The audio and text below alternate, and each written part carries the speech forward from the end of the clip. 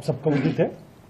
कल दिनांक 16 जनवरी को जिला बीजापुर की थाना पामेर उसूर की सरहदी क्षेत्र में नक्सल की उपस्थिति की सूचना पर जो हमारा संयुक्त सुरक्षा बल जो रवाना हुई थे, जिसमें DRG Bijapur, DRG Sukma, DRG Dantewada, STF और कोबरा यूनिट्स का और सीआरपीएफ यूनिट्स का बल शामिल रहा। मुठभेड़ के जिस अभियान के दौरान प्रातः 9 बजे से अनेक बार सुरक्षा बल एवं माओवादियों के बीच में मुठभेड़ हुई। मुठभेड़ के उपरांत इलाके के सर्चिंग के दौरान 5 महिला माओवादी सहित कुल 7 माओवादियों का डेड बॉडी बरामद की गई थे। प्रथम दृष्टिया से ये जो पीएलजी बटालियन नंबर 1 और सीआरसी कंपनी और अन्य पीएलजी फॉर्मेशन का माओवादियों कैडर का होने का संभावना है, जिसका भी शिनाख्ती कार्रवाई की जा रही है।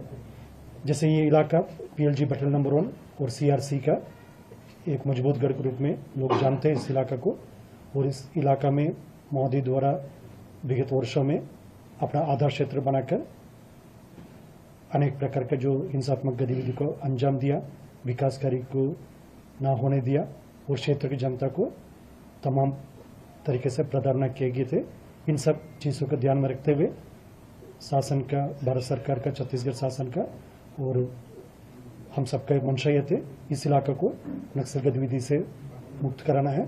उस सिलसिला में विगत समय में भी कई अभियान संचालित किए गए थे, लेकिन ये अभियान काफ़ी एक वेल कोऑर्डिनेटेड एक संयुक्त अभियान थे।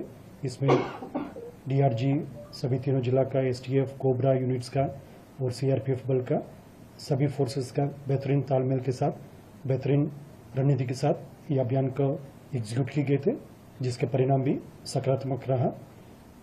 मुठभेड़ के दौरान जो पीएलजी बटालियन नंबर 1 सीआरसी का फॉर्मेशन एवं अन्य जितना भी माओवादी संगठन का जो सदस्य हैं, वो जंगल का आड़ लेकर भागने का मजबूर हुआ।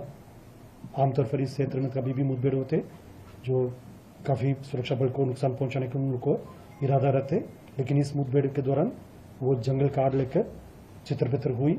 इससे प्रतीत हो रहा है उनके आधार क्षेत्र काफ़ी हद तक कमजोर हुआ, उनके पीएलजी संगठन का जो ताकत है काफ़ी हद तक कमजोर हुआ और क्षेत्र में जनता का किसी प्रकार का सहयोग उनके प्राप्त नहीं हो रहा है। और जैसा भारत सरकार और छत्तीसगढ़ शासन की मंशा है, बहुत जल्दी इस इलाके में नक्सल गतिविधि को समाप्त करना है, उसी दिशा में हम मजबूती से आगे बढ़ रहे हैं। विगत दिनों में माओवादी द्वारा एक साजिश के तहत हमारा सुरक्षा बल की सदस्यों को नुकसान पहुंचाने के लिए आईडी ब्लास्ट की घटना का अंजाम दी गई थी, लेकिन उसके बावजूद हमारा बल सदस्य का काफ़ी मजबूत मनोबल थे और स्पष्ट इरादा थे।